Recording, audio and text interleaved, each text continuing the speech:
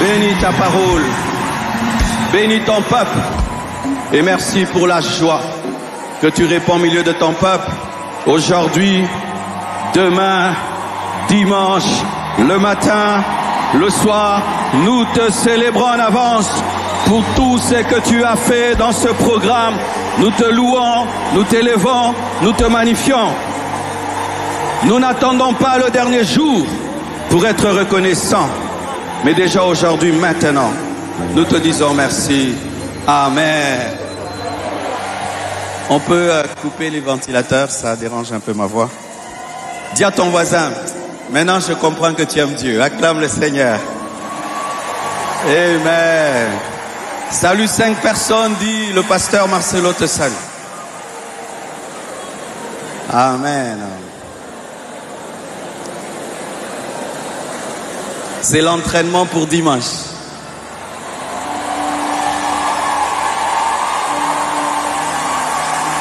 Amen.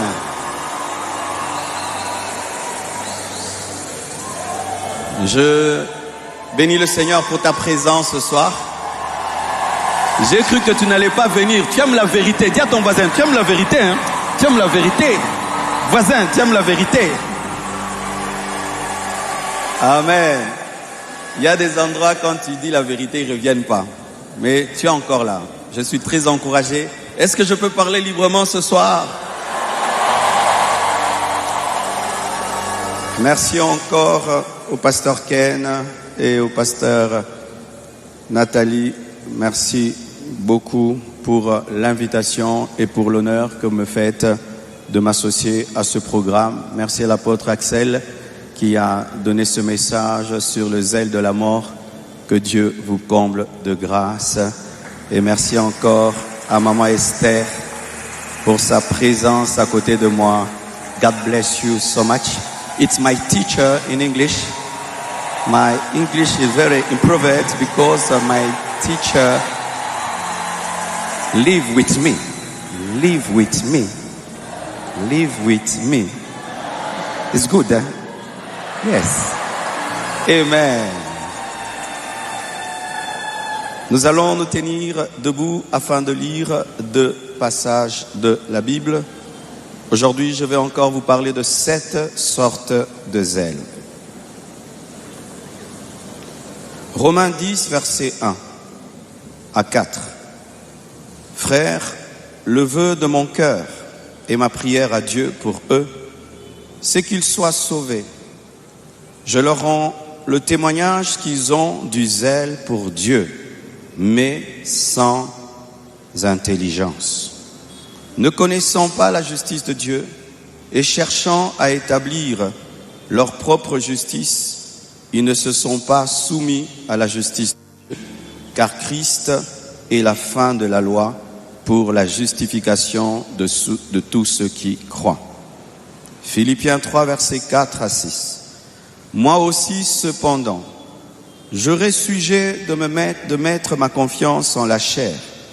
Si quelque autre croit pouvoir se confier en la chair, je le puis bien davantage. Moi, circoncis le 8e jour, de la race d'Israël, de la tribu de Benjamin, hébreu, né d'hébreu, quant à la loi, pharisien, quant au zèle, persécuteur de l'Église, irréprochable à l'égard de la justice de la loi. Acclamez le Seigneur. Prenez place, s'il vous plaît. Précédemment, n'oubliez pas mon thème, c'est « Élève le niveau de ton zèle ».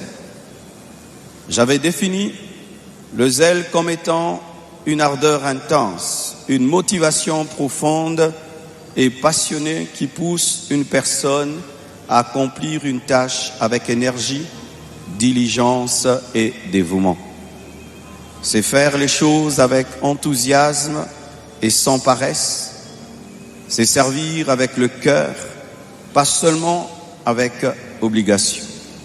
C'est être volontaire, persévérant, appliqué et constant. Le zèle est toujours lié à la passion pour Dieu, au désir sincère de bien faire, à un feu intérieur qui pousse à accomplir l'œuvre de Dieu. Le zèle est caractérisé par un engagement profond, par la persévérance, la passion dans le service, le refus de la tiédeur et une motivation pure. À côté du zèle pur, il y a le zèle amer. Le zèle amer est une forme de zèle motivée non par l'amour ou la vérité, mais par la jalousie, l'orgueil, l'amertume, la rivalité, la comparaison. C'est une ardeur intérieure, mais qui est polluée par des mauvaises motivations. On agit certes avec énergie, mais avec des mauvaises raisons. Hier, j'avais parlé du zèle motivé par la peur, du zèle motivé par le nom, du zèle motivé par la propre justice, motivé par les émotions, motivé par le groupe, motivé par la rivalité et motivé par l'argent.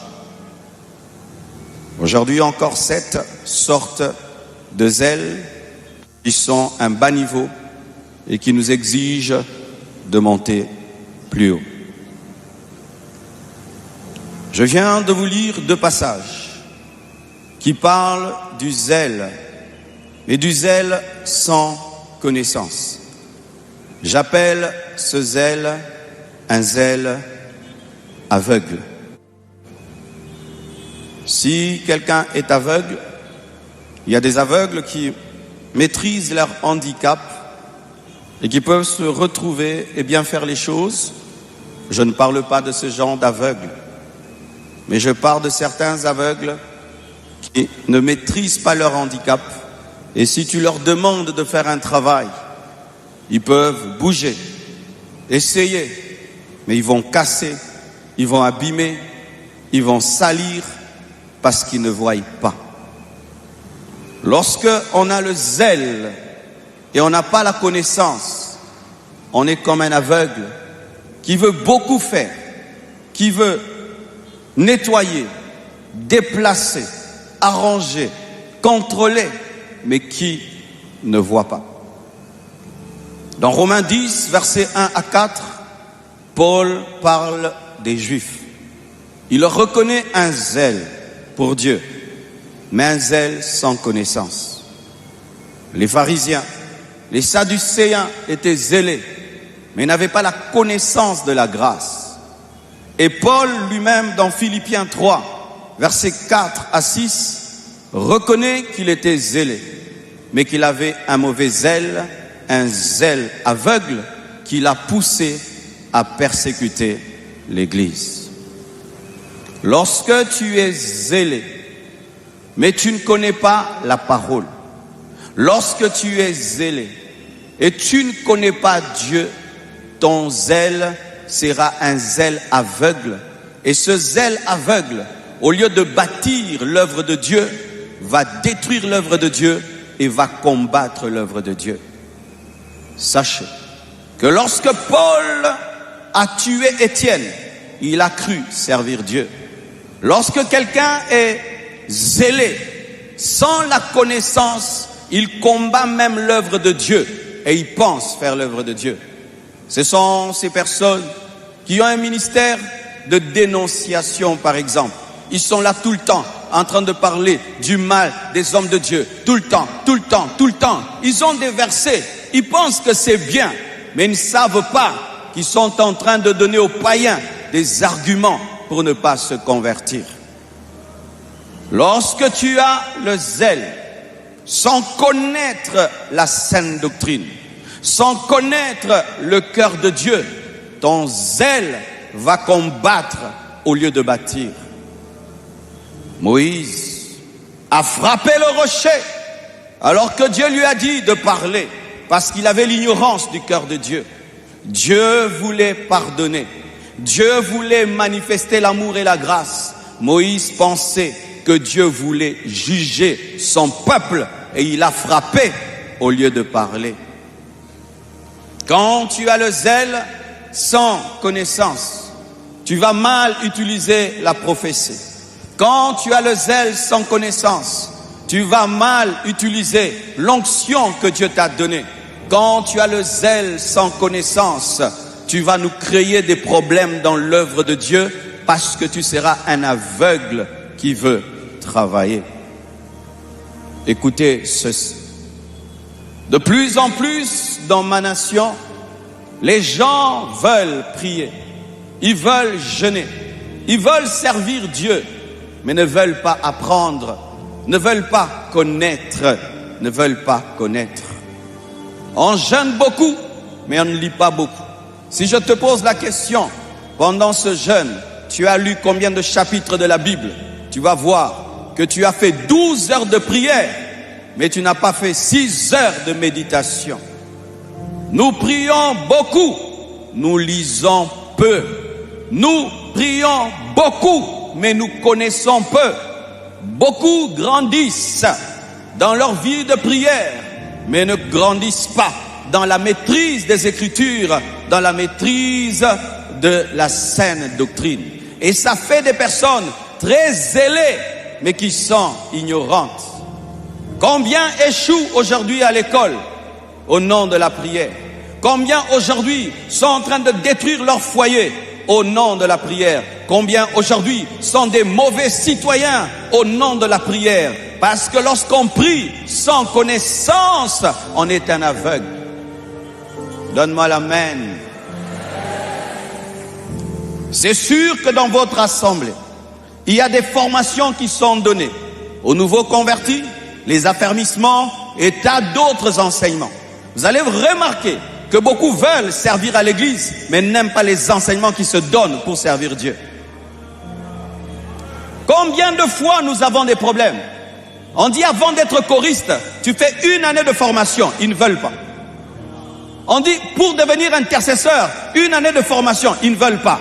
Ils veulent vite entrer dans l'intercession, chanter, mais ils n'aiment pas la formation.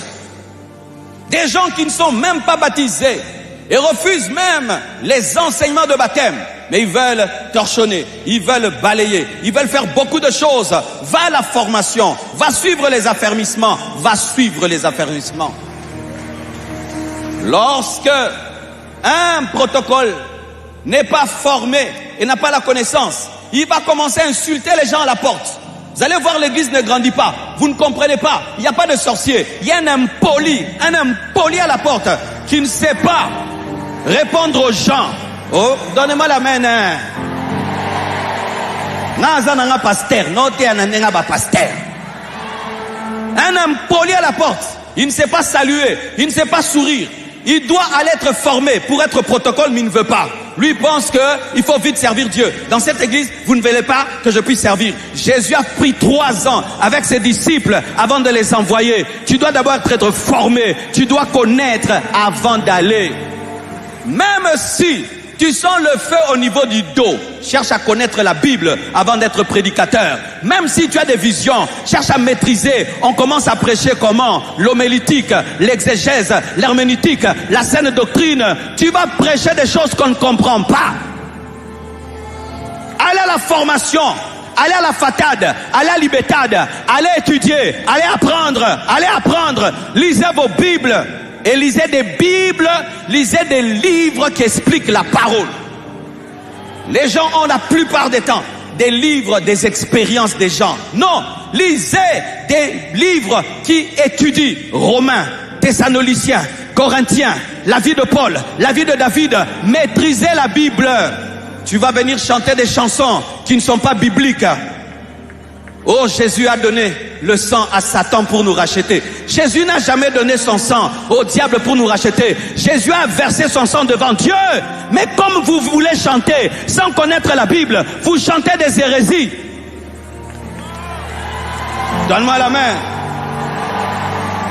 Tu veux modérer, tu ne connais pas. Tu veux chanter, tu ne connais pas. Tu veux être protocole, tu ne connais pas. Certains, vous fouillez la formation et on vous retrouve déjà en train de servir. Et certains même, vous voulez utiliser vos relations dans l'église pour servir, même si vous n'avez pas été formé. Vraiment, hein? Molima Congo, tina katia église. Molima Congo, tina katia église. En français, l'esprit du Congo jusqu'à l'église. Comme tu es l'ami du pasteur, comme tu connais le pasteur, toi tu peux sauter les formations de l'église pour te retrouver en train de travailler. Frère, va te faire former, même si tu connais le pasteur, même si tu es à côté du pasteur, même si tu es un licencié, même si tu es un licencié, oublie tes licences, fais-toi former à l'église. Ce n'est pas parce que tu es intelligent à l'école que tu es intelligent dans les choses de Dieu. Ce n'est pas parce que tu es chef au travail qu'à l'église tu es chef. Ici tu recommences à zéro. Donne-moi la main, hein? Bah maman, alléluia. J'aimerais un peu parler aux mamans.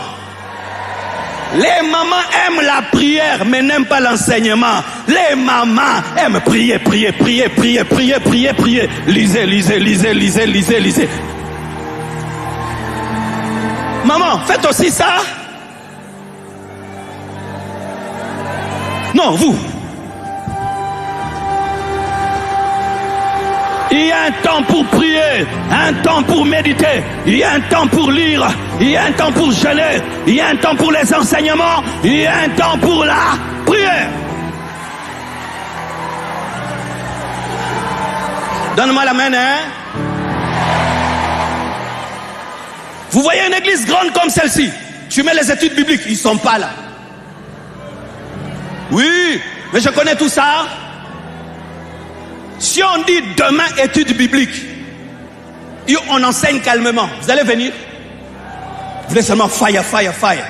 Vous connaîtrez la vérité. Et la vérité vous affranchira. La parole, la connaissance, c'est l'épée de l'esprit. Lorsque tu n'as pas la connaissance de la parole, tu n'as pas d'épée. Tu es un canif. Tu es un canif. D'autres ont des cure-dents spirituels. Il ne connaît qu'un seul verset. Demandez, on vous donnera. Cherchez, vous trouverez. Frappez, on vous ouvrira. À part ce verset, tu ne connais aucun verset. Tu donnes même des versets qui sont dans le glossaire. Chacun pour soi, Dieu pour... Frère, attention, hein. Chacun pour soi, Dieu pour tous. Et ça n'a qu'un verset biblique, hein. Louer, c'est prier 2 fois. Ce n'est pas dans la Bible. Louer, c'est prier 2 fois. Ce n'est pas dans la Bible.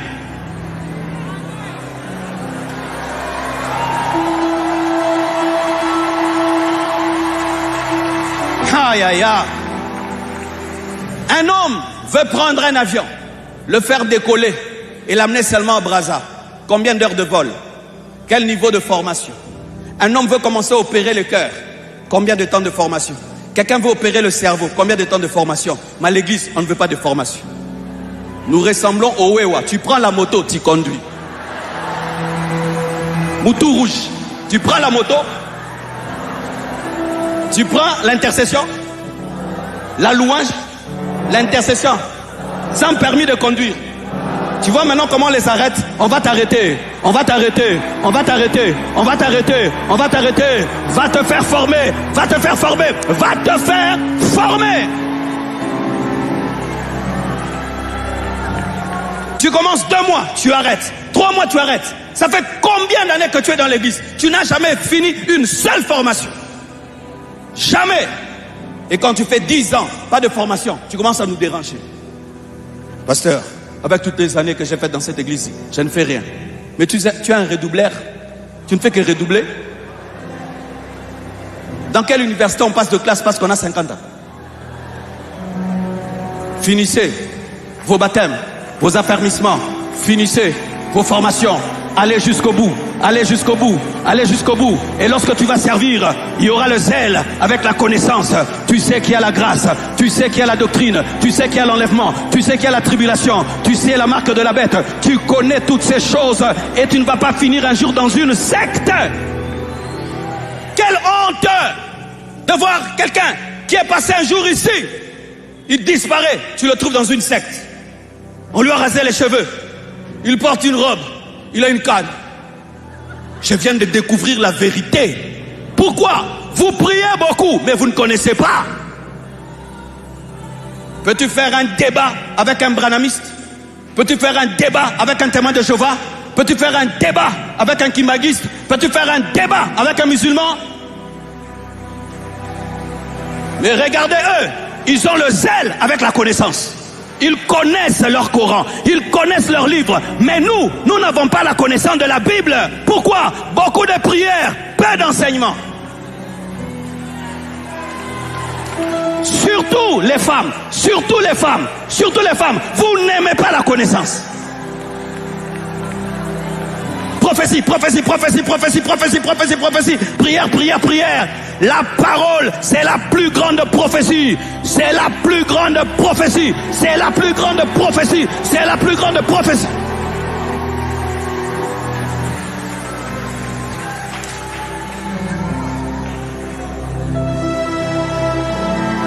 Paul a combattu Dieu pensant le servir.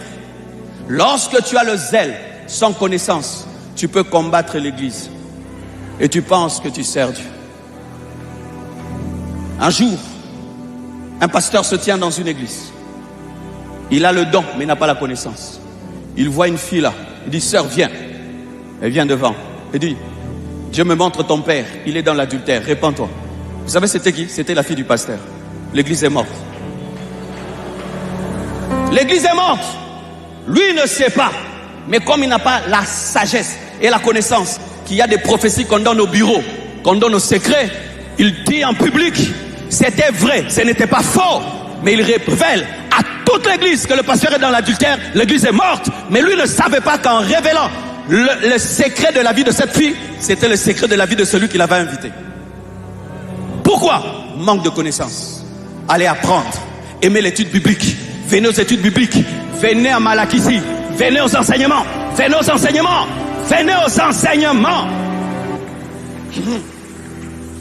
Aimez les cultes aussi, où il n'y a pas de sensations et de fire. Oh, donnez-moi la main. Hey.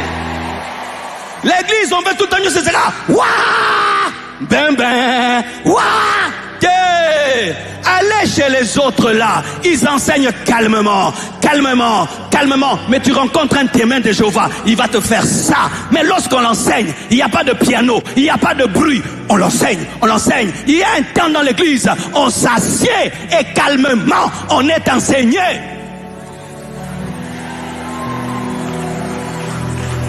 Tous les cultes ne doivent pas être festifs, non. Lorsque vous vous habituez à venir à l'église, tout doit être chaud. Vous êtes en train d'empêcher au docteur d'opérer. Les docteurs aiment que les gens s'assiedent. Les docteurs aiment que les gens écrivent. Les docteurs aiment le calme. Les docteurs aiment enseigner comme à l'école, mais à l'église. Il y a aussi de telles onctions. Il y a aussi de tels appels.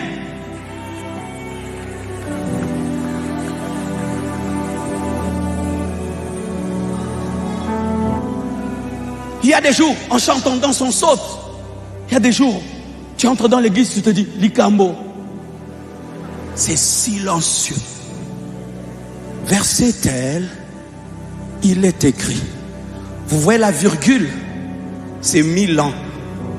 Comment? Oui. Ça aussi c'est important. Le zèle sans connaissance combat Dieu. J'ai peur des gens zélés mais qui ne connaissent rien. Ils sont dangereux, très dangereux. Deuxième zèle, et j'ai testé ce zèle quand on louait, le zèle militaire. Quand vous lisez Genèse 29, versets 25 à 28, Jacob pense avoir épousé Rachel, mais il dort avec Léa. Le matin, il se retrouve avec Léa. Il se plaint auprès de Laban, et Laban lui dit, reste avec elle pendant 7 semaines, et ensuite je te donnerai Rachel. Pendant que Jacob est avec Léa, il est là malgré lui. Il est là, mais il ne l'aime pas. Mais il est là. Il attend qu'on lui donne Rachel.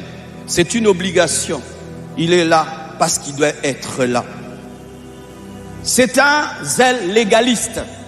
froid, sans émotion, sans chaleur, sans feu. Car la Bible dit, le zèle de ta maison me dévore. Dans le zèle, il y a toujours le feu. Mais il y a des zèles qui sont froids. Ce sont les zèles militaires. Va à l'église. Tu es là pourquoi? Je dois être à l'église. Parce que Dieu m'a donné le souffle de vie. Je dois être là. Pourquoi tu es à l'église? Dans l'église, on a dit, si tu es président des départements, tu ne viens pas, on ne te suspend. C'est pourquoi je suis venu. Certains, vous êtes là à cause du suivi, non? Si tu ne viens pas, on va te faire le suivi. Si tu ne viens pas, on va t'appeler. Mokambi, tu es où? Tu n'es pas là parce que tu aimes Dieu. Tu es là parce que tu dois être là. Tu es comme Jacob qui dort avec Léa en attendant Rachel. C'est pourquoi je vous ai testé.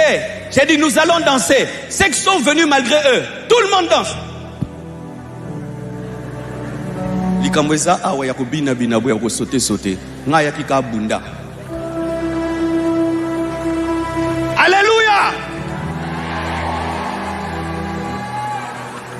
Salut ton frère. Dis à ton voisin que tu l'aimes.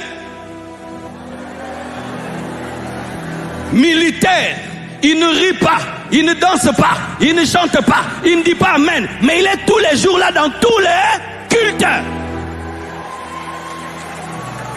Tu te poses même, qu'est-ce qu'il reçoit? Tu prêches bien, il rit pas. Tu prêches mal, il rit pas.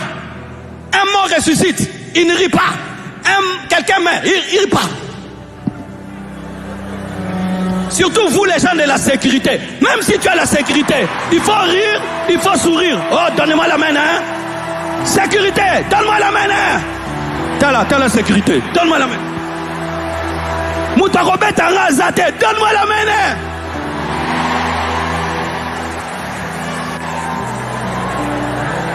Nous sommes dans l'église de notre Père. Nous sommes dans l'église de notre Père. La vie chrétienne est une romance. Il faut aussi des émotions. Il faut aussi des émotions. Il faut pleurer. Il faut rire. Il faut crier. Ça fait partie de la vie chrétienne.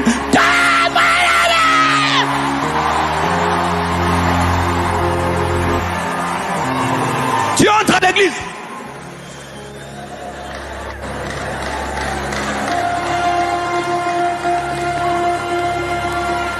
Robot, une vie chrétienne froide, pas de passion, comme si on t'a puni. Surtout pour ceux qui ont des parents chrétiens. Sois au église. Au coquilla.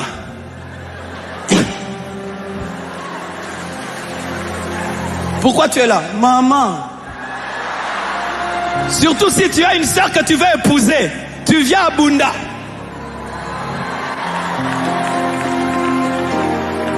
Aime Dieu, manifeste la joie, manifeste des émotions. Tu n'es pas puni. Prie et tu as la joie. Chante, danse. Tiens-toi debout, dis gloire au Seigneur. Même si tu as faim, tiens-toi debout, dis gloire au Seigneur. Tu n'es pas puni, tu n'es pas puni. La vie chrétienne, c'est un bonheur que de servir Dieu. C'est une faveur que de servir Dieu.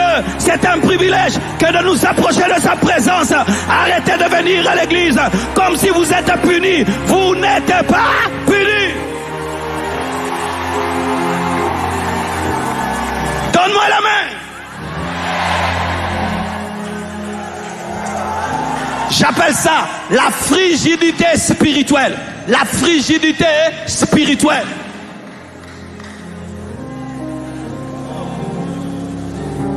Souviens-toi, quand tu t'étais converti, tu attendais impatiemment le jour du culte. Souviens-toi, quand tu t'étais nouvellement converti, avant même que la chorale ne commence à chanter, tu chantais déjà. Souviens-toi, quand tu venais de te convertir, même si la louange ne fait pas danser, tu dansais. Souviens-toi, quand tu venais de te convertir, même le prédicateur prêche mal, tu disais toujours amen. Souviens-toi, quand tu venais de te convertir, après le culte, tu restais pour la communion fraternelle. Mais aujourd'hui, tu viens à 7 heures pile, quand c'est 9 heures. Il est temps. Mais tu mens. cette même personne-là qui est froide à l'église, devant Nigeria, RDC.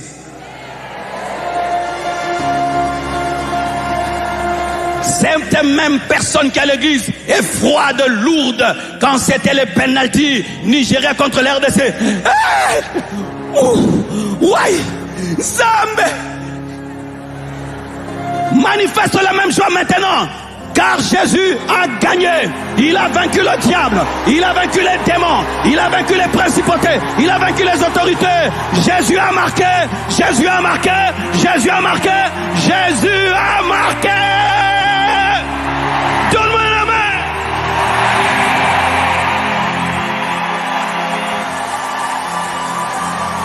Les mêmes personnes qui ne pleurent jamais pleurent même devant un film Titanic. Jacques est mort. Titanic te fait pleurer, mais l'évangile ne te fait pas pleurer. Jésus est mort à la croix. Il a versé son sang pour toi. Il est ressuscité le 3e jour. Il revient bientôt. Dieu est blessé lorsqu'il nous voit avoir de la joie, des émotions devant les films, devant le match, mais qu'on vient dans sa présence, des bétons, des blocs de glace. Souris à ton voisin. Tu vois, même pour sourire, c'est un problème. Est-ce que ma camarade c'est place oyo? Non, même Dieu rit, même Dieu rit, même Dieu rit. Le Saint-Esprit est un esprit de joie. Le Saint-Esprit est un esprit de joie, de joie, de joie.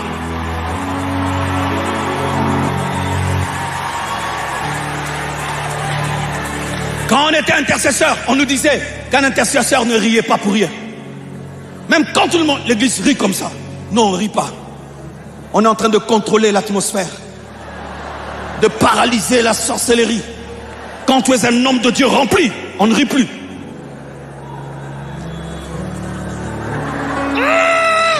Le même homme de Dieu, lorsqu'il est devant les films, il rit. Lorsqu'il est devant le foot, il saute. Mais quand il y a l'église,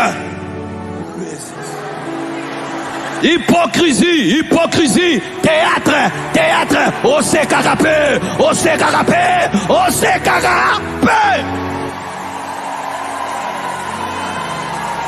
Soyez comme des enfants, même si tu es un roi, sois comme David. Quand c'est le temps de chanter, chante. Quand c'est le temps de danser, danse. Oublie ton diplôme, oublie ton titre, oublie ta maison. C'est Dieu qui est digne de recevoir l'honneur, la gloire.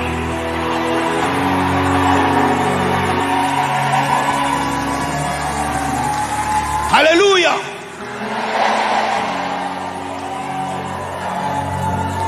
Troisièmement, le zèle motivé par le service, le zèle des esclaves. Lorsque tu lis Luc 10, versets 38 à 42, Jésus va dans la maison de Marthe et sa sœur Marie se met à ses pieds en train de l'écouter. Marthe se démène dans la cuisine jusqu'à se plaindre et demander à Jésus: est-ce que ça ne te dérange pas de voir ma sœur qui se tient à tes pieds et qui ne m'aide pas à la cuisine? Jésus lui dira: Marthe, Marthe, tu t'inquiètes pour beaucoup de choses. Marie a choisi la bonne part qui ne lui sera jamais enlevée. Le zèle de Marthe, c'est un zèle qui l'attache au service et qui ne l'attache pas au roi. Le zèle de Marthe, c'est un zèle attaché à l'œuvre de Dieu plus qu'au Dieu de l'œuvre. C'est un zèle qui fait de l'œuvre de Dieu Dieu, qui fait de l'œuvre de Dieu l'idole, où tu es plus concentré sur ce que tu fais pour Dieu que sur Dieu, où tu es plus concentré sur ton service pour Dieu. C'est quand tu vas faire un service à l'église que tu pries beaucoup. Quand tu sais que tu es au programme, c'est quand tu te consacres.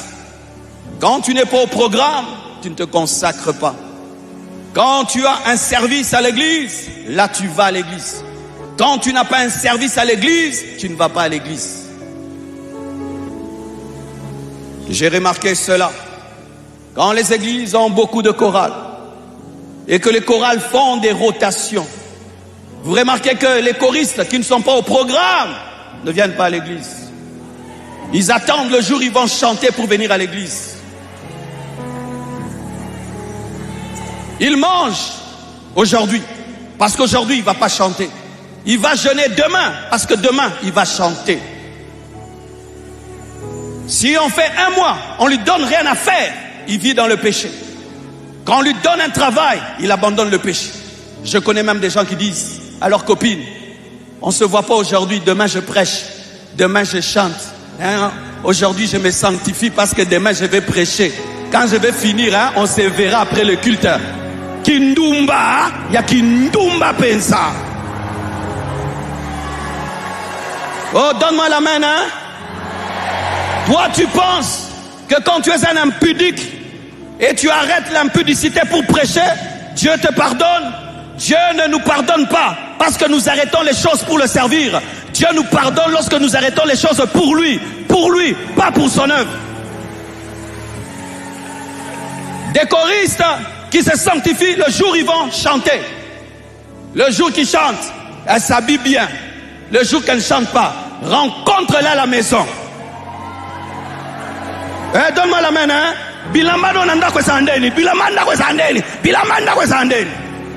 Les habits de la maison. Ici, des longues robes. À la maison, vous portez quoi? Ici, des pagnes. À la maison, vous portez quoi? Quand tu es au programme, là tu es pudique. Quand tu n'es pas au programme, tu es impudique. Quand tu es au programme, tu pries. Si tu n'es pas programmé, tu ne pries pas. Des modérateurs, le jour que lui modère, là il est zélé dans le culte. Le jour il ne va pas modérer, il dort. Oh, je connais ce que je dis. Il dort. Son culte à lui doit être chaud. Le culte de l'autre, il dort. Dieu devient Dieu parce que lui modère. Dieu devient Dieu parce que lui prêche. C'est quand tu médites la Bible seulement pour prêcher, ou tu ne médites pas la Bible pour toi-même, ou tu pries pour servir, mais tu ne pries pas par intimité, ou tu te sanctifies parce que demain tu as quelque chose à faire pour Dieu, mais pas parce que tu aimes Dieu. Et ces personnes, sans l'œuvre de Dieu, elles sont mortes. Si elle va en vacances, elle pêche en vacances. Quand tu vas dans un endroit ou dans une église où tu es nouveau, on ne te connaît pas, on ne te donne pas de responsabilité, quelle vie tu mènes? D'autres même réclament, donnez-moi vite quelque chose à faire, je vais abandonner Dieu. Donnez-moi vite quelque chose à faire, je vais abandonner Dieu. Il faut qu'on lui donne une responsabilité pour qu'il n'abandonne pas Dieu. Pourquoi? Parce que c'est un esclave.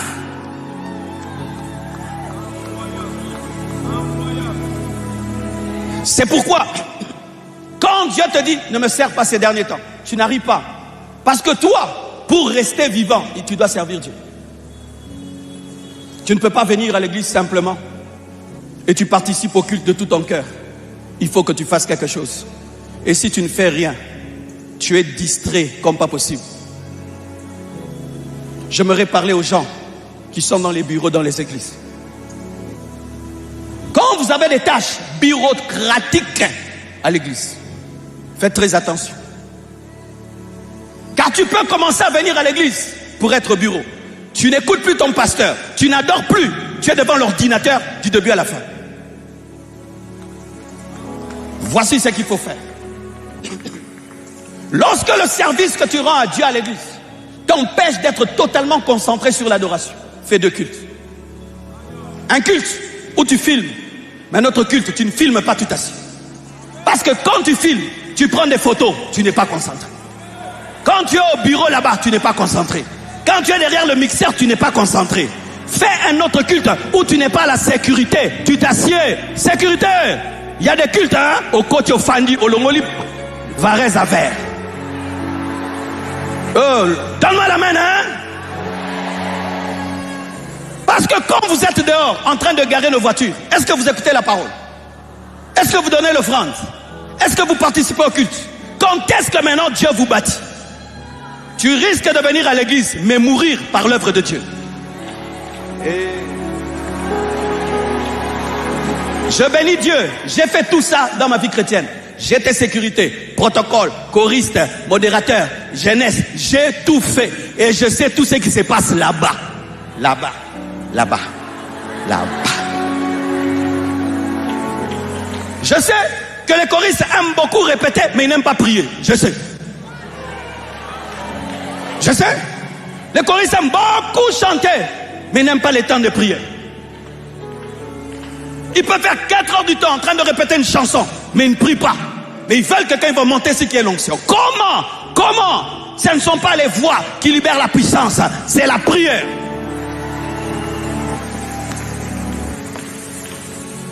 Et d'ailleurs, certains ouvriers, pendant ce jeûne, vous avez mangé. Comment tu peux être à côté d'un homme de Dieu? On va en guerre pendant 21 jours. Mais toi, tu es à côté de l'homme de Dieu. À côté du serviteur de Dieu, tu manges. Pourquoi? Parce qu'on ne verra pas. Toi, tu es dans les choses qu'on voit. Comme quand tu manges, surtout que tu as une taille. Même si tu manges, tu ne grossis pas. Tu profites. Aimez Dieu plus que son œuvre. Aimez Dieu plus que son œuvre. Aimez Dieu plus que son œuvre. Aimez Dieu plus que son œuvre.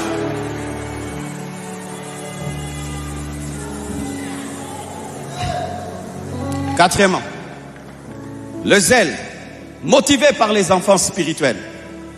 J'appelle cela le zèle protecteur. La Bible dit,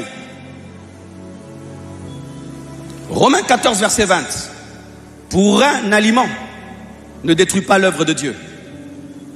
À la vérité, toutes choses sont pures, mais il est mal à l'homme, quand il mange, de devenir une pierre d'achoppement. Il est bien de ne pas manger de viande, de ne pas boire de vin et de s'abstenir de ce qui peut être pour ton frère une occasion de chute, de scandale et de faiblesse.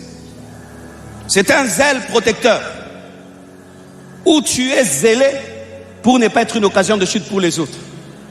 Où tu viens à l'église parce que si tu ne viens pas, les gens que tu as amenés vont abandonner.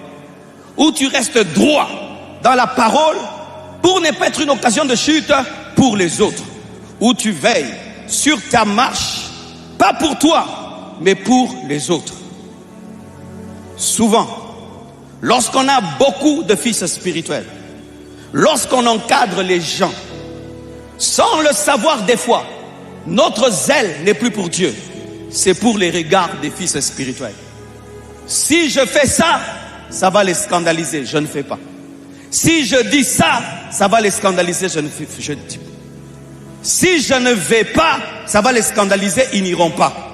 Ainsi, tu commences à faire des choses, plus pour Dieu, mais pour les gens que tu as amenés à Christ, pour les gens que Dieu t'a confiés. Mais voici le danger. Le danger, c'est lorsque les fils spirituels commencent à tolérer tes bêtises. J'ai vu des leaders s'égarer dans l'œuvre de Dieu parce que leurs fils spirituels sont devenus tolérants. Il essaye de faire quelque chose, les fils spirituels ne disent rien. Il avance. Il essaye encore, les fils spirituels ne disent rien, il avance. Et tu perds ton zèle parce que les fils spirituels sont devenus tolérants. Le standard du zèle n'est pas le fils spirituel, c'est Dieu. C'est Dieu. Lorsque vous tolérerez l'impudicité, je ne tolérerai pas l'impudicité en moi. Lorsque vous tolérerez le culte de l'homme, je n'accepterai pas d'être adoré à l'église. Lorsque vous tolérerez la fausse doctrine, moi-même, je ne tolérerai pas. Mon standard, ce n'est pas vous, mon standard, c'est Dieu. Donne-moi la main que je te parle. Arrêtez ces choses de dire, les gens ont compris. Les gens peuvent te comprendre parce qu'ils ont perdu le standard. Les gens peuvent tolérer le mal en toi parce que le mal est entré en eux. Si tu veux connaître la volonté, cherche à connaître Dieu, mais pas ce que les hommes tolèrent. Donne-moi la main. Quand les gens deviennent des aventuriers, ils tolèrent l'aventure chez les autres. Quand les gens deviennent des pécheurs, ils tolèrent le péché chez les autres. Plus le temps va passer, les gens seront des pécheurs et ils vont tolérer les bêtises chez les leaders, afin que les leaders tolèrent les bêtises chez eux. Donnant, donnant.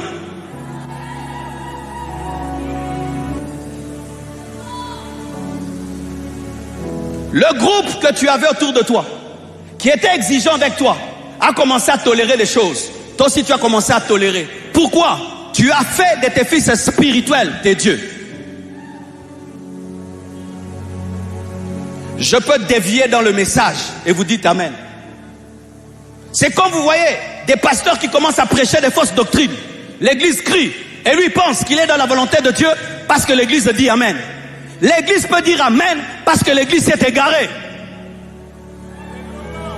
Le baromètre n'est pas vos amens. Le baromètre, c'est l'amen du Saint-Esprit. Car au temps de la fin, la saine doctrine va disparaître. Et si le baromètre devient le peuple, nous serons égarés. Oh, donne-moi l'amen. Donne-moi l'amen. Le peuple de Dieu peut tolérer quelque chose chez toi, mais Dieu n'a pas toléré.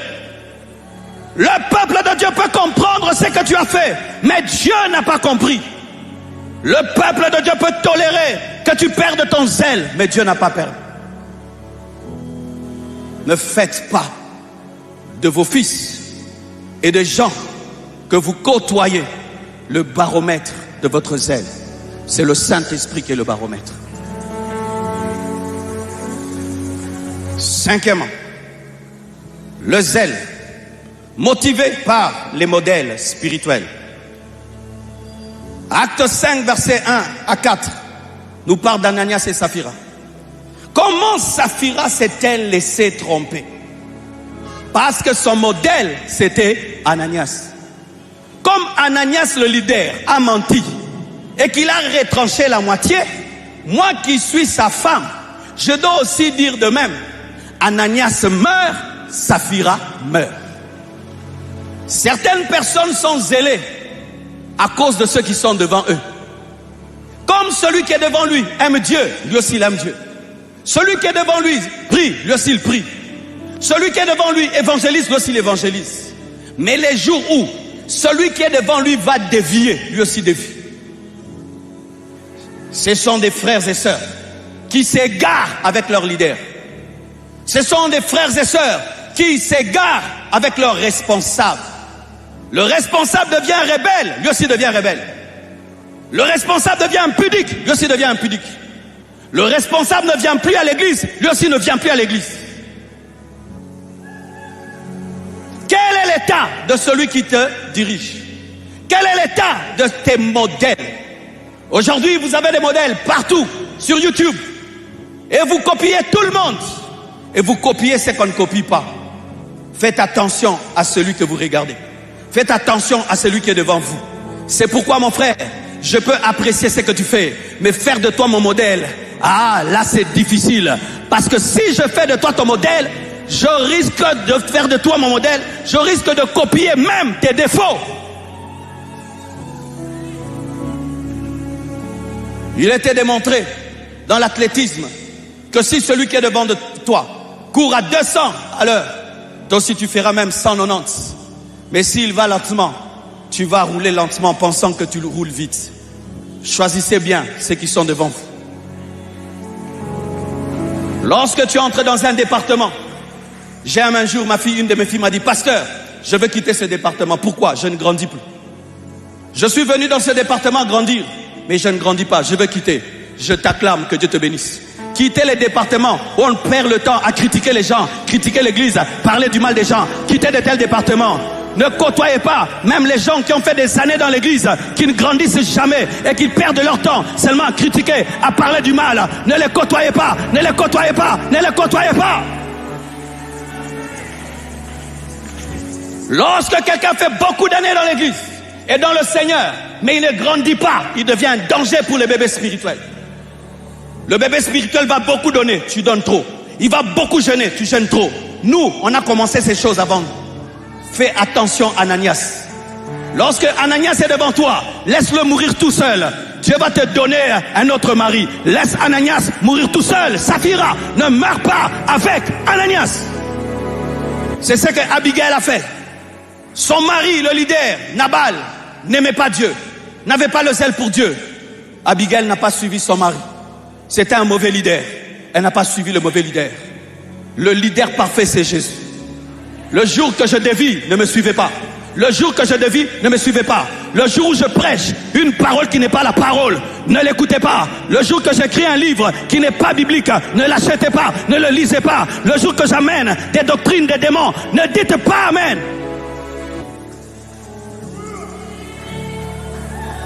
Donne-moi l'amen, hein.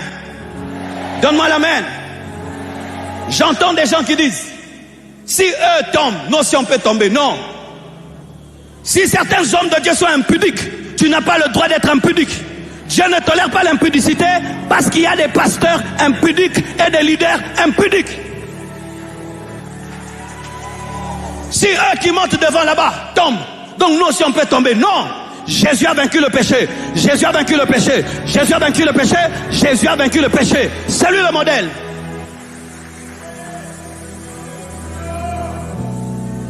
Vous commencez à voir des chrétiens mondains, charnels, dans leur coiffure, dans leur habillement, dans leur accoutrement. Pourquoi? Il y a maintenant des leaders qui s'habillent ainsi, qui font ainsi, déchirer, déchirer, déchirer, déchirer, déchirer. Eux aussi sont déchirés, déchirés. Pourquoi? C'est la nouvelle génération. Il faut être déchiré pour les gagner. Ah bon? Il faut devenir fou pour gagner les fous, quoi. C'est Jésus le modèle. C'est Jésus le modèle. C'est Jésus le modèle. Si je suis Jésus, tu me suis. Mais si j'arrête de suivre Jésus, ne me suis pas.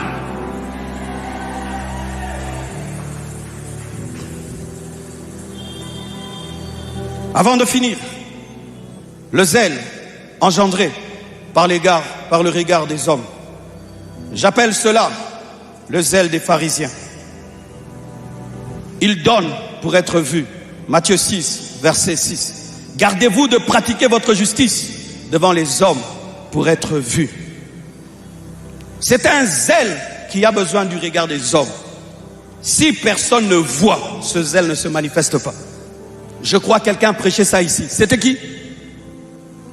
Un prédicateur a prêché ça ici. C'était qui?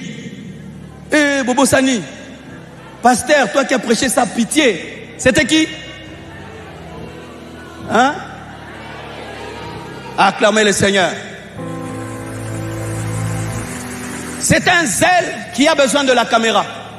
C'est un zèle qui a besoin des acclamations. S'il n'y a personne, tu pries normalement. S'il y a seulement quelqu'un, s'il y a personne, ah.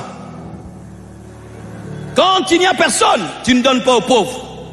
Mais s'il y a une caméra, tu montres comment tu vas dans l'orphelinat et tu vas donner des poulets, des cartons. Mais s'il n'y a pas de photographe, il n'y a pas de caméra, tu ne donnes pas. Ce zèle a tellement grandi dans l'église à cause des caméras, à cause des appareils photo. Quand l'adoration atteint son point le plus élevé, nous prenons tous nos téléphones.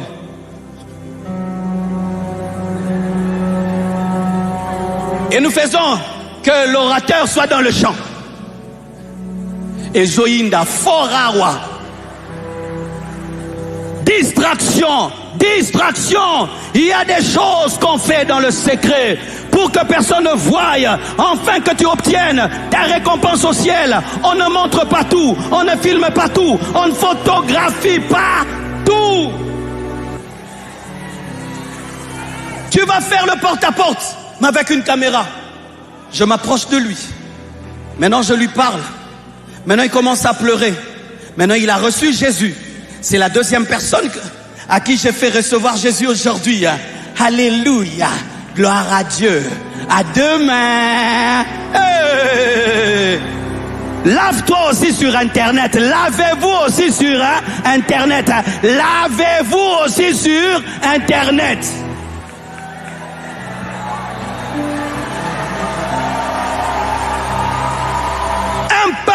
qui ne fait plus rien sans cacher. Je sors de la maison. Je viens d'entrer dans la voiture. Je suis dans les embouteillages. Maintenant, j'entre à Bunda. Voici mon voisin. Pasteur Marcelo a commencé les bordures.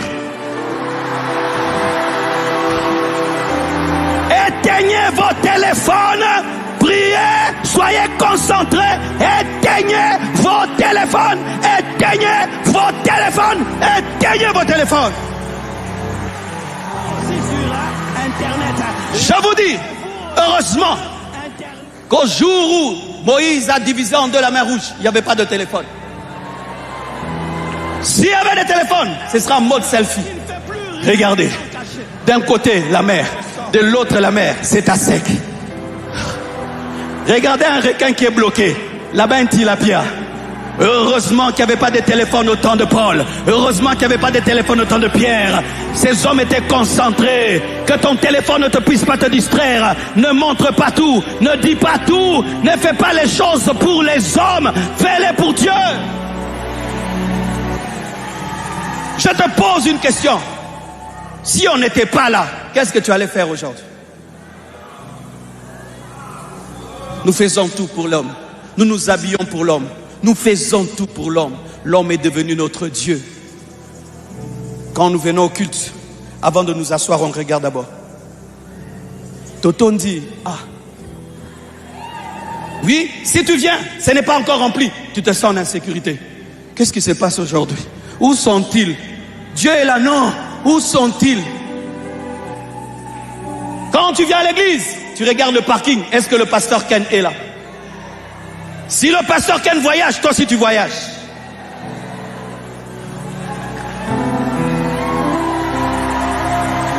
Quand le pasteur est là, vous êtes zélés. Tout est ordonné. Le culte commence à temps. Tout se fait bien. Quand il n'est pas là, désordre total. Votre Dieu, c'est Jésus. Ce n'est pas l'homme. Votre Dieu, c'est Jésus. Ce n'est pas l'homme. Vous cherchez à plaire aux hommes, à plaire à vos responsables, à plaire aux fidèles, à plaire aux followers, à plaire aux hommes. Mais Dieu, ça si je dis, ça n'aura pas beaucoup de vues. J'enlève. Si ça je dis, pasteur, j'ai fait une étude.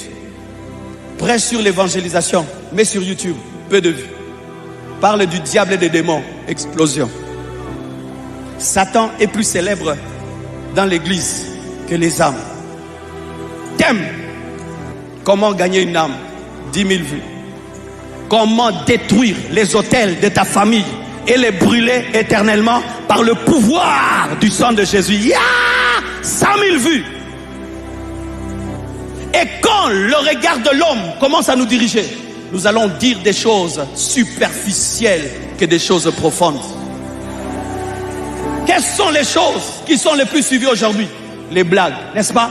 Faire rire, 4 millions de vues. Quelles sont les parties de ma prédication que vous coupez?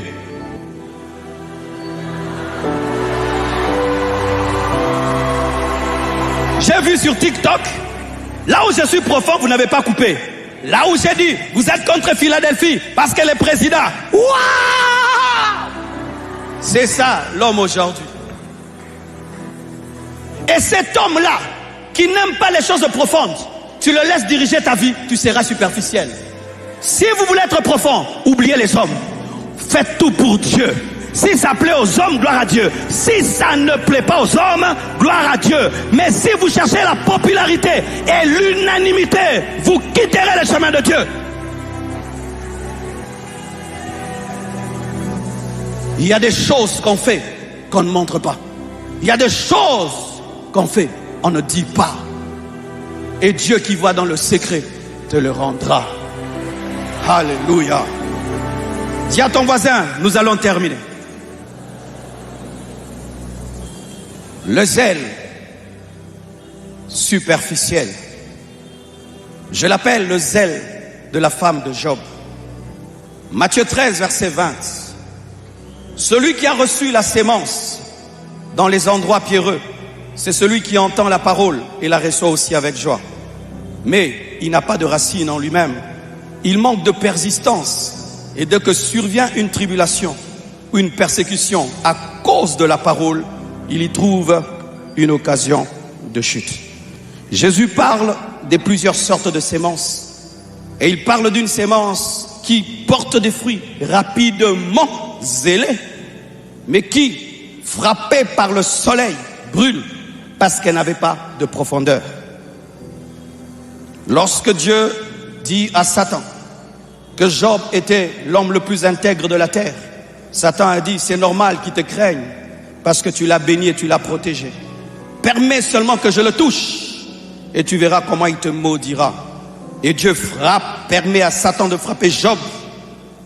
Job tombe malade, il perd ses biens, il perd ses enfants et sa femme lui dit, maudit Dieu et meurt.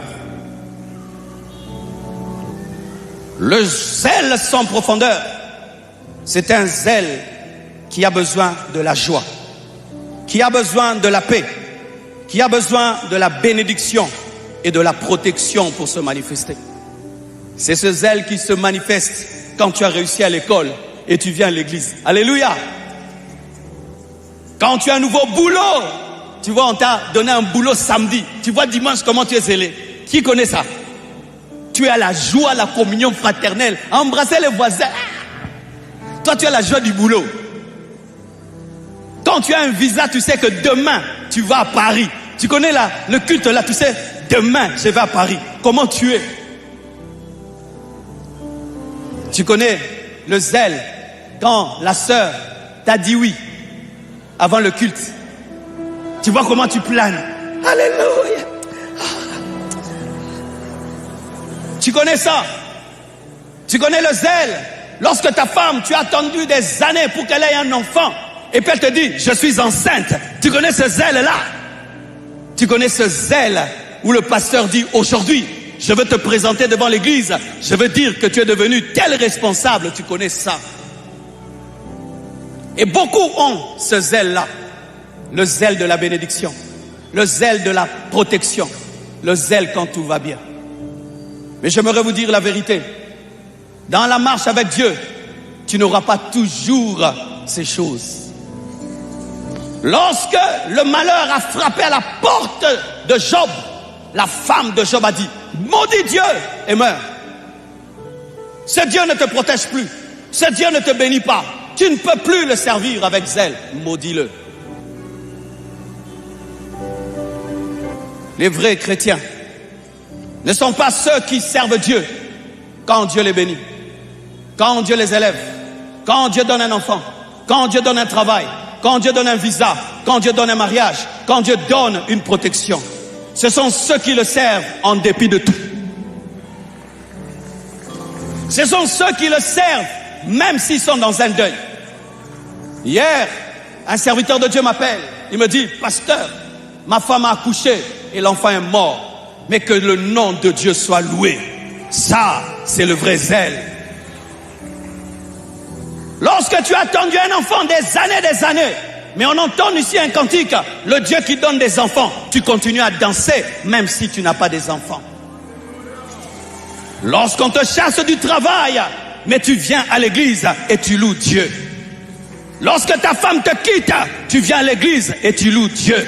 Lorsque ton mari te quitte, tu viens à l'église et tu loues Dieu. Lorsque les enfants t'abandonnent, tu viens à l'église et tu loues Dieu. Lorsqu'on te refuse le visa, tu viens à l'église et tu loues Dieu. Lorsque le bailleur te chasse, tu viens à l'église et tu loues Dieu. Lorsque tu échoues à l'école, tu viens à l'église et tu loues Dieu. Lorsque tu avortes, la grossesse est partie, tu pleures, mais tu loues Dieu. Soyez des tels hommes qui sont capables d'aimer Dieu, même quand ça fait mal. Même quand ça fait mal. Même quand ça fait mal. Ton fiancé épouse une autre sœur, tu loues Dieu. Tu ne quittes pas l'église.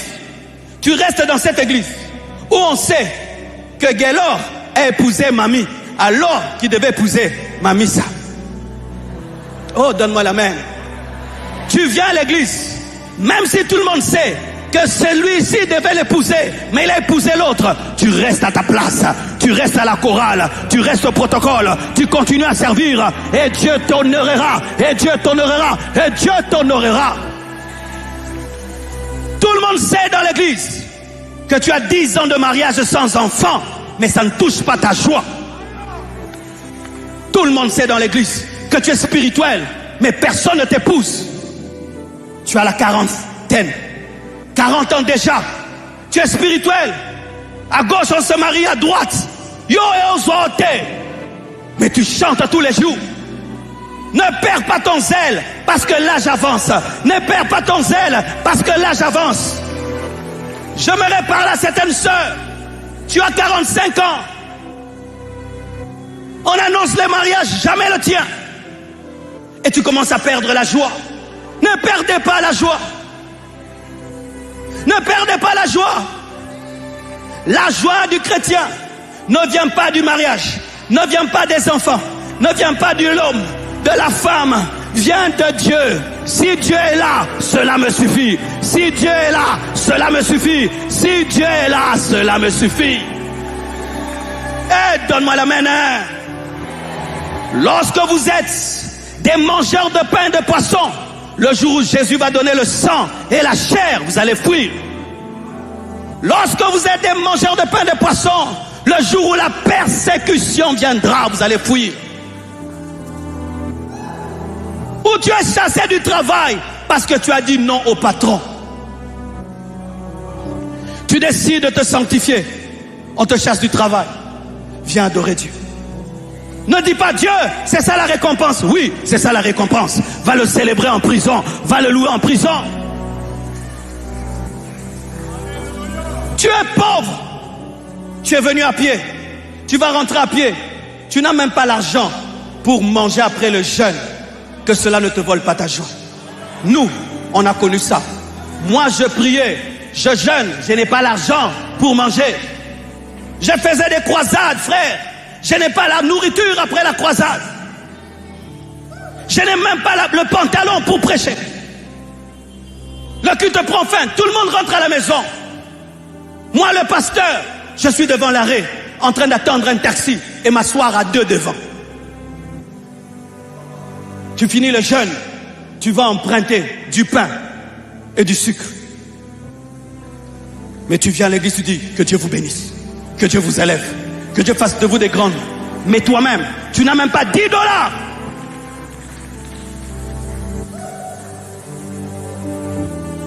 Frères et sœurs, les hommes normaux perdent le zèle.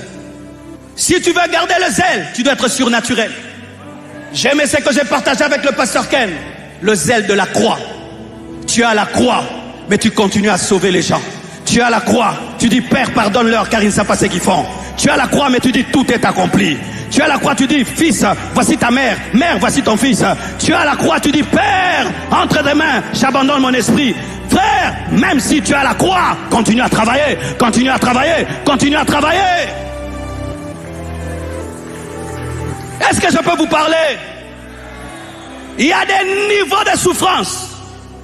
Tu perds la prière. Tu perds la prière. J'ai connu des temps, frère. Je me tiens devant Dieu, j'ai rien à dire. Je suis pasteur, j'ai rien à dire. J'ai rien à dire. Otali nzambe nzamba tali obotala nika. Nzambo mamu. Mais même si il te fait mal, tu fais comme le bébé qui vient toujours dans les bras de maman, même si maman a tapé. Qui a un bébé? Les enfants, même si tu le tapes, il vient pleurer seulement dans tes mains. Même si tu pleures, pleure dans les mains de papa. Même si tu cries, crie dans les mains de papa. Papa sait toutes choses. Papa connaît toutes choses. Ne perds pas le zèle parce que ton mari est mort. Ne perds pas le zèle parce que ta femme est morte.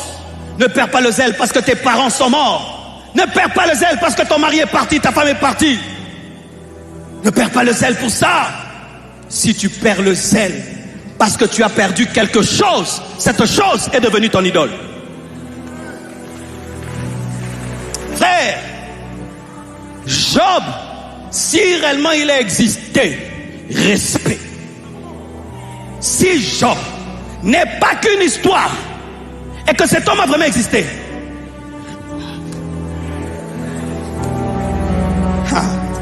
frère, quand tu as souffert un peu dans la vie et tu lis l'histoire de Job, tu te dis ça, ce n'est pas un homme normal. Tu perds tous tes enfants le même jour. Tous tes enfants. Nous parlons, hein. Tous tes enfants le même jour. Toi qui crains Dieu, ressemble à Jesus. Aux Bible.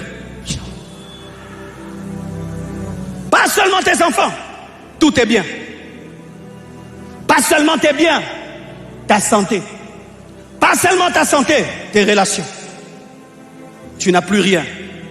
Tu n'as que le souffle de vie. Il dit quoi? L'Éternel a donné. L'Éternel a repris. Est-ce que de Dieu, nous ne recevrons que des bonnes choses? C'était ça la doctrine de Job, qui a gardé son zèle. Lorsque ta doctrine, c'est on ne reçoit de Dieu que des bonnes choses, tu perdras ton zèle. Mais si dans ta doctrine, il y a aussi des fois, tu recevras de Dieu des choses amères, tu continueras. Parce que cette vie nous réserve des surprises avec S majuscule. Vous qui célébrez Dieu parce que tout va bien, un jour, ton adoration sera testée. Vous qui avez la joie parce que tout va bien, un jour, ta louange sera testée. Car quand Dieu te donne Isaac, il vient tester si ta joie vient d'Isaac ou vient de lui. Dieu va tester si ta joie vient de ton travail. Dieu va tester si ta joie vient de ton élévation. Dieu va tester si ta joie vient de tes enfants. Tu vois des parents, tu élèves tes enfants. Un jour, ils t'oublient. Ils se marient, ils ne pensent plus à toi. Hey, les enfants nous réservent des surprises. Tu le téléphones. Papa, je t'ai pris, hein. Hey, yo! N'a pas classe on a fouta à Bossani.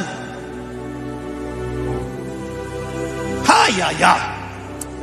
Un jour, je regarde mes parents et j'ai dit, Dieu, quand est-ce que l'homme se repose sur la terre? Nos parents se sont mariés, souci, avoir des enfants. Ils ont eu des enfants. On est, souci, nous nourrir, nous vêtir, nous élever. Ils nous élèvent. Souci, on doit se marier. On se marie. Souci, on doit avoir des enfants. On a des enfants. Souci, nos enfants sont malades. Un jour, j'ai dit à mon père, quand est-ce que tu te reposeras? Parce que jusqu'aujourd'hui, tu continues à te soucier de moi, comme si j'avais 10 ans. Il me dit, Pape Marcelo, quand je mourrai, tant que je suis sur cette terre, jamais je ne me reposerai. Quand la vie de tel va bien, la vie de l'autre ne va pas bien. Quand tu as 7 enfants, quand est-ce que tu auras la vraie paix? 5 vont bien, rien que 2 qui vont mal, tu perds la joie. Voici un secret, que vos joies ne viennent pas de l'harmonie, que votre joie ne vienne pas de l'équilibre, que votre joie ne vienne pas du fait que votre vie est en ordre, que votre joie ne vienne que de Dieu qui est la seule constante. J'ai remarqué dans ma vie, presque tout a bougé. Une seule chose n'a pas bougé, Dieu.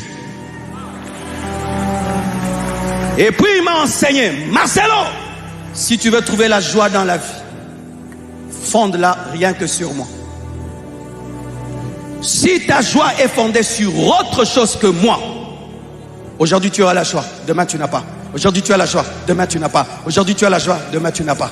Tu finis de prêcher comme ça la joie, tu sors là-bas, embouteillage, la joie part. Vrai ou faux? Je termine en vous disant, frères, sœurs, ce thème que Dieu a donné au pasteur Ken est une interpellation pour nous tous. Sincèrement, moi, il y a longtemps que j'ai entendu un tel thème. Je ne sais pas toi. Dieu veut qu'on ait un zèle qui ne dépend que de lui. Nous sommes à la fin des temps, au temps de la persécution. Si ton zèle est fondé sur autre chose, demain, on ne te verra plus jamais ici. On ne te verra plus. La vie est longue, mais quelqu'un est constant. Jésus de Nazareth, qui qui est le même hier, aujourd'hui et demain. Que Dieu vous bénisse abondamment. Oh, merci Père pour ta parole. Merci Père pour ce message, qu'il reste gravé dans les cœurs, dans les âmes, dans les esprits. Fais de nous des hommes déterminés, des hommes persévérants, des hommes qui t'aiment en dépit de tout, comme Marie de Magdala qui t'a aimé en tout temps. Donne-nous le cœur de Marie de Magdala qui t'a aimé en tout temps, et que rien ni personne ne puisse nous séparer de ton amour. Fais de nous des hommes profonds, avec un zèle rempli de connaissances, au nom de Jésus. Amen. Oh, tu vas m'aider à acclamer très fort le Seigneur. Je nous encourage à rapidement nous avancer vers les paniers. Nous allons bénir le pasteur Marcelo qui nous a bénis, et je vais faire la prière de clôture. Est-ce qu'on peut faire ce mouvement, s'il vous plaît? Je parlais du mouvement vers le panier, pas le mouvement vers la sortie. Que Dieu te bénisse. N'ayez pas un zèle pour sortir rapidement, mais aussi un zèle pour bénir l'orateur.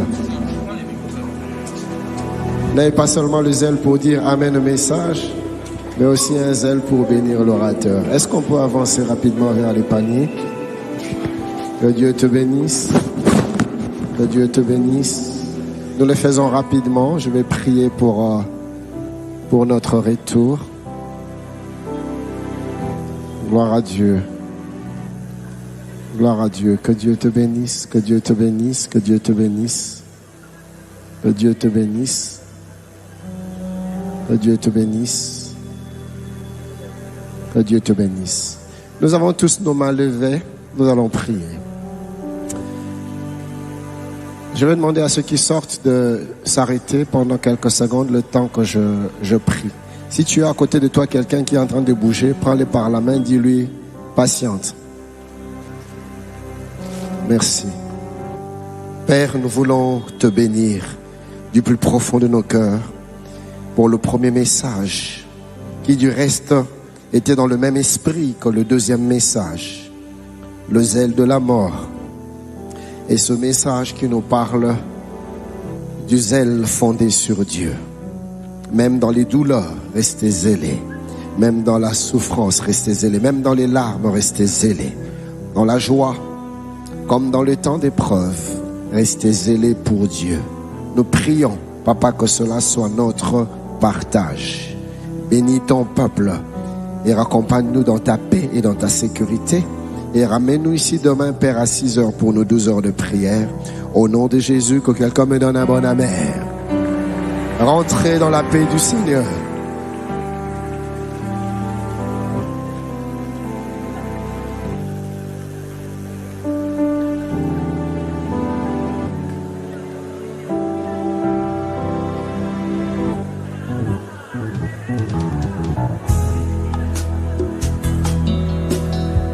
J'aimerais déjà, pendant les plus dans ce message, j'aimerais dire, il n'y a pas que ce qui est sur terre, il y a une éternité.